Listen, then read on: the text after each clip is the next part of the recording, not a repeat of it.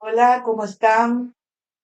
Bienvenidos a Siqueiré, a una nueva entrega. Muchas gracias por estar acá.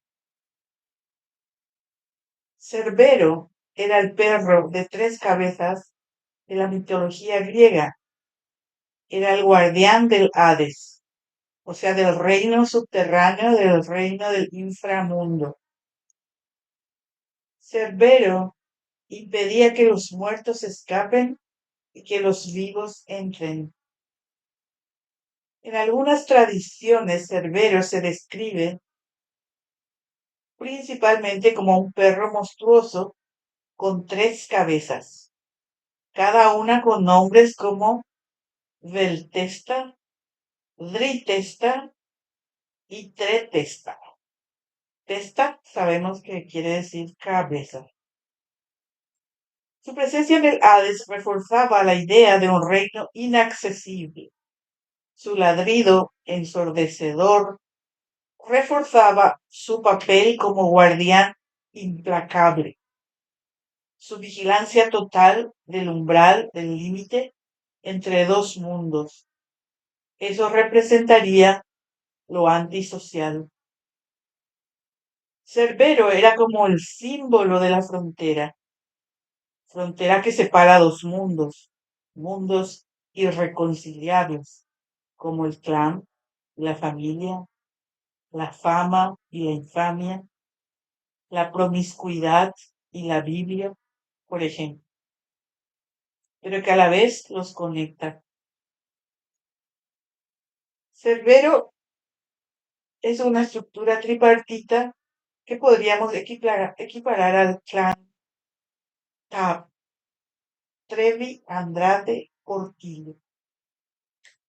Allí ninguna cabeza podía escapar de la otra, porque estaban unidas, pero por momentos se separaban.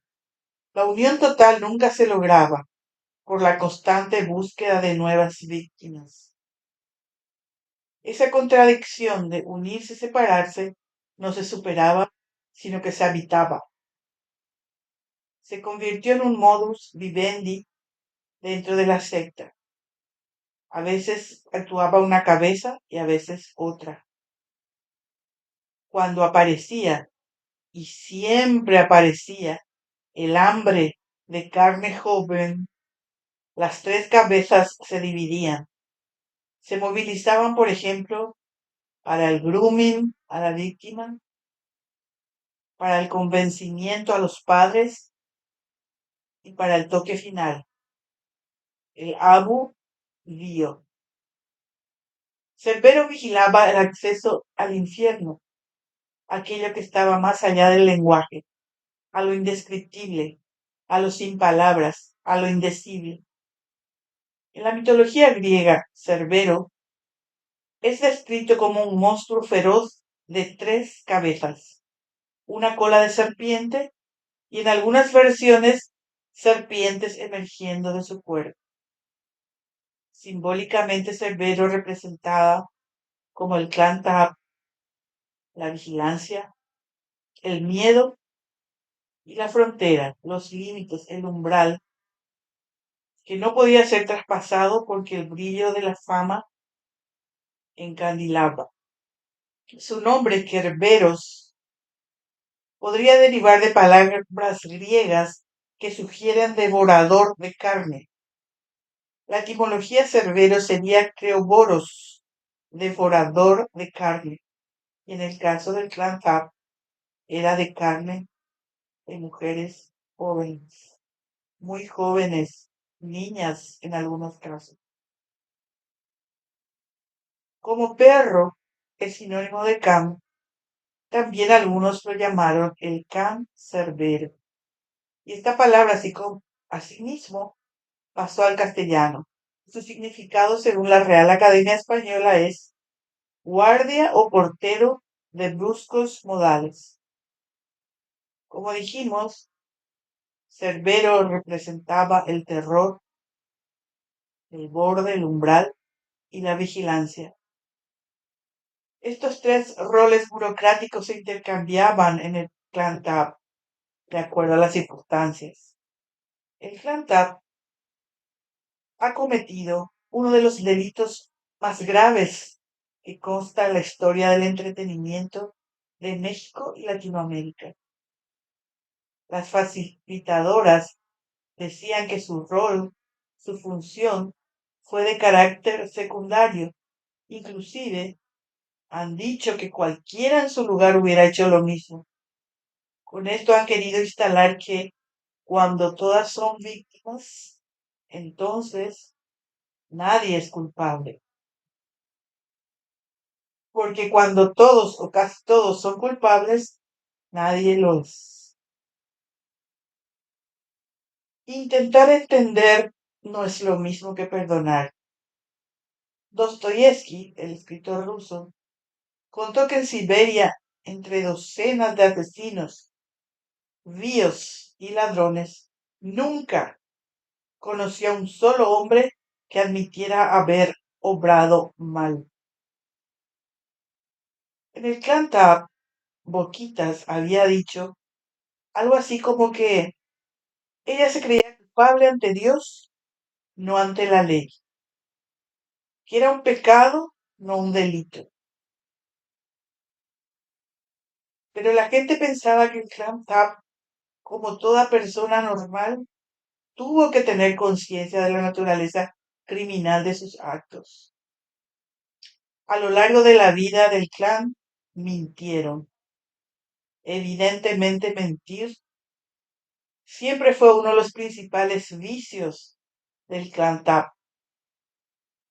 Se destacaron también en otro aspecto, que era su macabra imaginación para aplicar torturas. Sin embargo, se podía vivir ignorando totalmente lo que estaba permitido y lo que estaba prohibido, la locura y la razón, el bien y el mal. Entre las razones por las que los mexicanos creyeron en esa ficción que instalaron los TAP fue porque en un momento echaron toda la culpa a Alín y a TV Azteca. Otra característica de los del clan TAP era su incapacidad casi total para considerar cualquier cosa desde el punto de vista del otro. Cuanto más hablaba la marca, más evidente era que su incapacidad para hablar iba estrechamente ligada a su incapacidad para pensar, menos para pensar desde el punto de vista ajeno. Cero empatía. Después sabríamos que eran discursos preparados y ensayados entre los tres. Y últimamente la marca no tuvo la menor duda en explicarle detalladamente a un periodista español por qué razón no había podido alcanzar el Super Bowl, que no había sido culpa suya, que ella había hecho todo lo posible. Ese tipo de narrativa la usó desde el vamos, desde el comienzo. Pero la práctica del autoengaño se había vuelto tan corriente, casi obligatoria para la supervivencia. En el Cantab había un reclutamiento destinado a transportar a las víctimas que iban a ser entregadas al verdugo. El clan Tab recordaba muy bien los picos más importantes de la carrera de la marca, pero negaba lo que ocurría en el inframundo, el grooming, abuvío, torturas, esclavitud, estafa, etc. En esos momentos cruciales de la historia del reclutamiento, en realidad eran los momentos cruciales del clan Tab. En la academia asesina se tomaban complicadas medidas a fin de engañar a las víctimas acerca de su destino verdadero hasta el último instante. Y en el mundo, fuera del Hades, en el mundo real y del espectáculo, se negaba lo insignificante que era Sergio Andrade. Se lo presentaba como un maestro, un genio, el rey Midas, se lo tenía por un mentiroso inteligente y gran productor, cosa que evidentemente no era. Y a unas Boquitas y la marca que ni habían terminado la escuela. Eran las grandes estrellas, discos, tours, entrevistas en la televisión, etcétera. Todo esto era esencial para que se los tomara en serio y para cubrir el execrable horror de los hechos del inframundo. Andrade no era un maestro, sino un payaso, un chanta, un fanfarrón, estafador. Las distorsiones de la realidad del clan Tap eran horribles por los horrores de que trataban. Una de las características más sobresalientes del clan Tap era que no avanzaron, sino que fueron en decadencia. Prefirieron invertir más energía en el mundo de las tinieblas. La fama solo les servía como una pantalla para cubrir el reclutamiento. No pudieron saltar sobre sus propias sombras. Los TAP nunca se responsabilizaron de los abusivos, los fantasiosos métodos anticonceptivos, embarazos forzados, aborts forzados, negligencia en el cuidado de los neonatos, abandono de bebé. ¿Eso no era un asunto médico también? Abus y bios y explotar niñas se había convertido en un asunto de rutina. La marca y Boquitas no eran solo receptoras de órdenes, sino que alcanzaron la superior importancia de receptoras de secretos, por ejemplo, hasta hoy día del caso Ana Dalai. También el clan Tap estaba sujeto a cierta nomenclatura, distorsionaban los nombres. La mayoría usaba nombres masculinos. Había una tía que era un hombre y a los niños le llamaban paquetes y cajitas. La telita por la virginidad y para ellos el matadero era, sabían a lo que iba. Sean cuales fueren las razones por las que se decidió el lenguaje en clave para encubrir y comunicarse, el objetivo final siempre era mentir. En el clan Tap hubo mentiras, robos, estafas, omisiones y también desvividas. Que sepamos, la bebé de Carla, Ana Dalai y los que quedaron en Houston. Otra de las funciones del uso de la nomenclatura, llamar una cosa por otra, era impedirles que piensen que allí se estaban cometiendo desvivimientos y estafas. La marca que prestaba su imagen, su fama y finanzas, debió comprender que continuar el clan Tap no podía tener futuro. Entonces, inevitablemente, eso se iba a convertir en un delito. Tarde o temprano se iba a descubrir el modus vivendi, el modo de vivir que ellos tenían.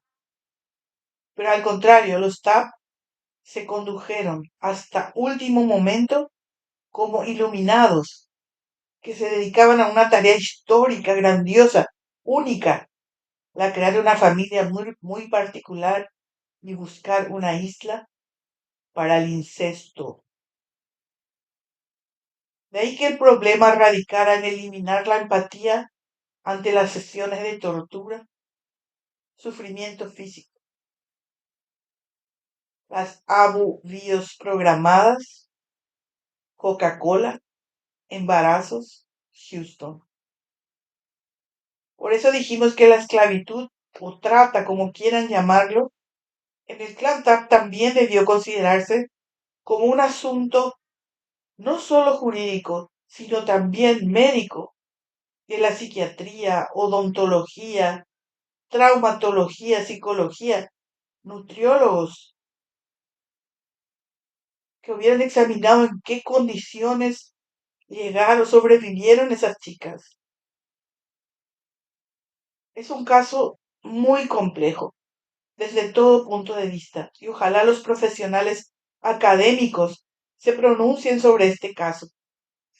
Los gobiernos involucrados no debieron dejar que Sergio Andrade se apoderara de sus ciudadanas.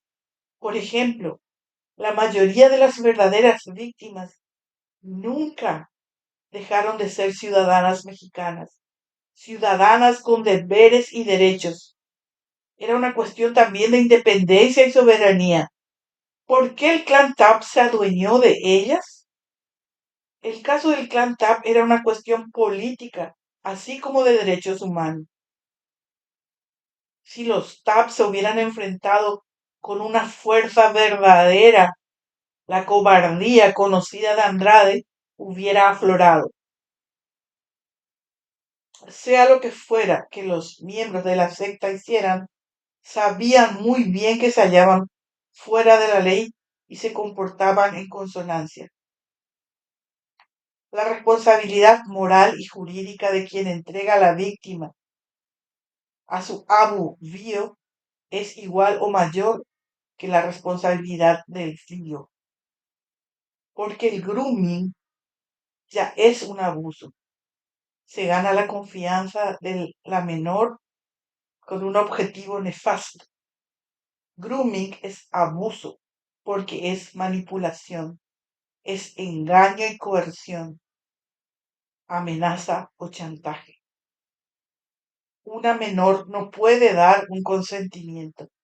Entonces el grooming tiene una naturaleza abusiva.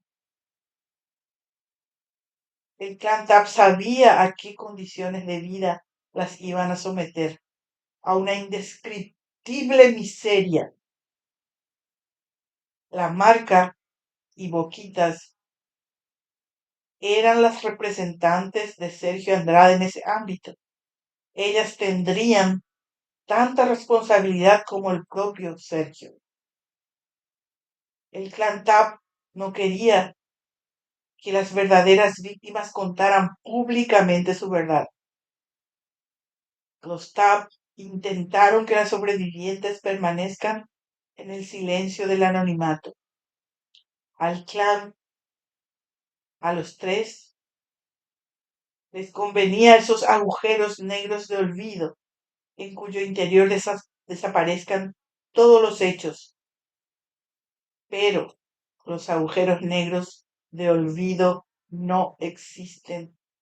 Nadie es perfecto. Hay demasiada gente en la tierra para que se olviden del caso. Siempre quedará alguien para contar esta historia. Los TAP habían cometido varias maniobras siniestras. Por ejemplo, intento de desprestigio de TV Azteca, Aline Hernández y las verdaderas víctimas. Exponer a las verdaderas víctimas a torturas que podrían haber causado su destrucción física. Grave daño corporal y mental, dando órdenes de interrumpir la gestación de las mujeres e impedir que dieran a luz. Trabajo esclavo. Y estas mujeres eran niñas. ¿Esos son delitos comunes? Es un delito tan enorme y complejo en el que participan tres individuos, situados a distintos niveles. El grado de responsabilidad corresponde a los tres. En un delito donde hay varias personas involucradas, cada una con un rol distinto, la responsabilidad no recae solamente en quien comete el acto biodirecto, es decir, en la persona que lleva a cabo la bio o el abo, porque hay quienes planifican o manipulan el delito desde otro nivel, coordinando la acción. Estos pueden tener una responsabilidad mayor o igual porque su rol es esencial para que el delito ocurra. No siempre el que hace daño directo es el único culpable.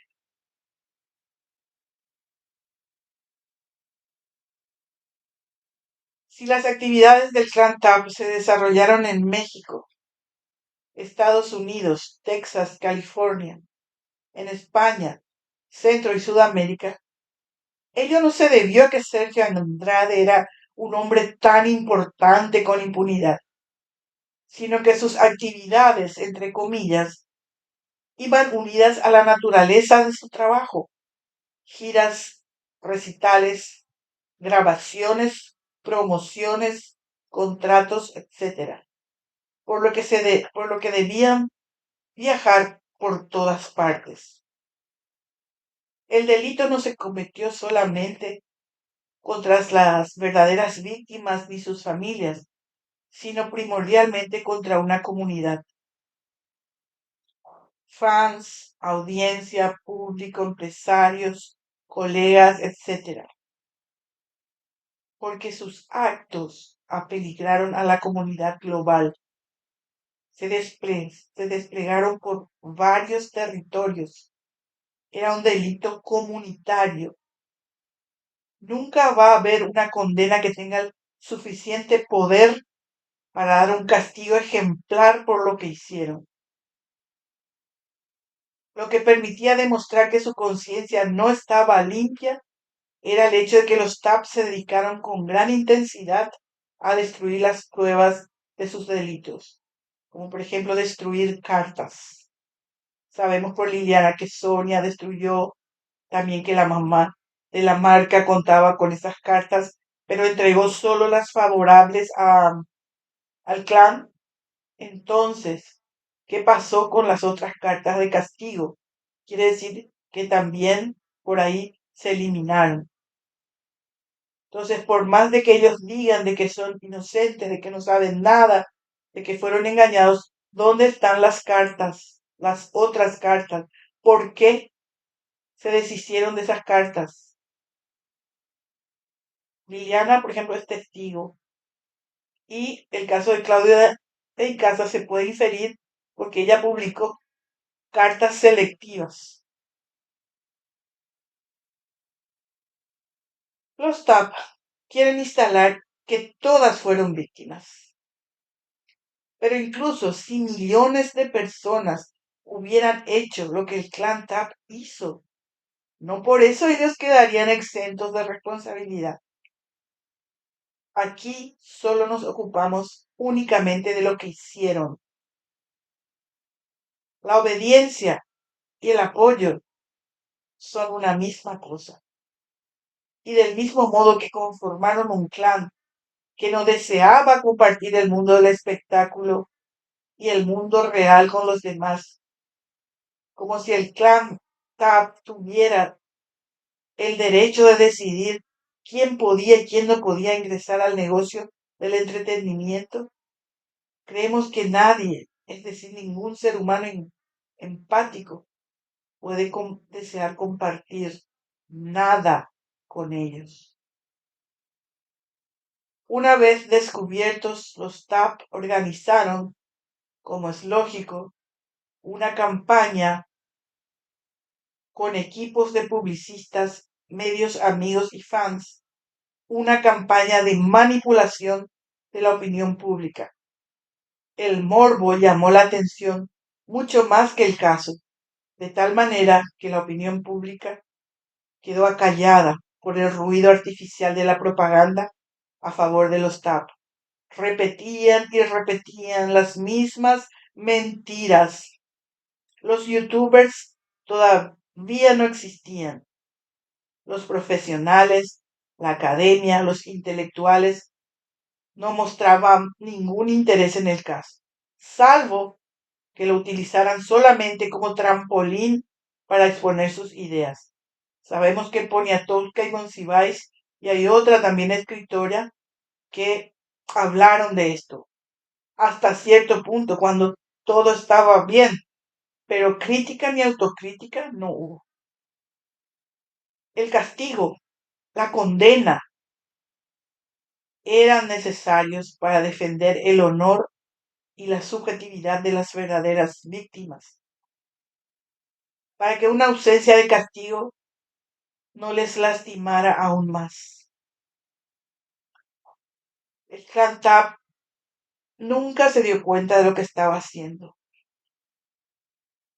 que fue una pura locura lo que les predispuso a convertirse en uno de los mayores delincuentes de su época. No se les puede atribuir a Tap ninguna dimensión diabólica o demoníaca, pero tampoco podemos decir que eran algo normal o corriente. Una de las lecciones que nos dejó el caso Tap fue que tal locura y tal irracionalidad pueden causar más estragos que todas las maldades juntas, que tal vez son inherentes al hombre. El argumento de que no podemos juzgar si no estuvimos ahí no es verdadero, porque si fuera cierto, ni las ciencias del derecho ni las ciencias de la historia serían jamás posibles. No existe la culpa colectiva ni la inocencia colectiva. Si existiera, ninguna persona podría ser jamás culpable o inocente. En la literatura medieval, Dante Alighieri, en la Divina Comedia, Canto 6, Infierno, el perro, Cerbero, el can Cerbero, aparece como una bestia cruel en el tercer capítulo, Glotonería, ladrando con 3 gargantas, y es calmado por Virgilio arrojándole barro. Lo que hizo el clan Tap fue un delito que no se pudo encontrar en los libros de leyes en ese entonces, y también una clase de criminales desconocidos. Un monstruo de 3 cabezas. Hasta la próxima.